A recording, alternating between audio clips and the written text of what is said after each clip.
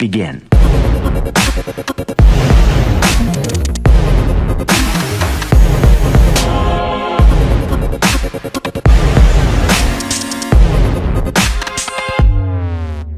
Hi guys, this is our project name Raspberry Pi based weather station. In this project, you can see we are showing parameters like temperature, humidity, light, motor on or off for moisture content, then rain, then humidity also we are showing. So this one is your solar panel which is charging these batteries, and this one is phone for push notifications, like whatever functions are going here, we can trigger some push commands.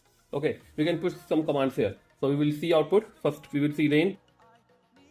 So you see rain is high, you will receive alert raining. Now we will see another one. If we see light, light is low, notification is low here. Now we will see moisture content. So it is showing moisture high. Okay, and then temperature, humidity.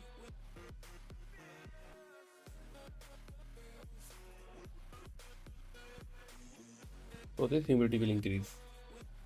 Okay, and guys, thank you so much for watching the video. For customizations in the project, you can contact us. You can buy this project from our website, and you can WhatsApp us for inquiry about the project or call us also.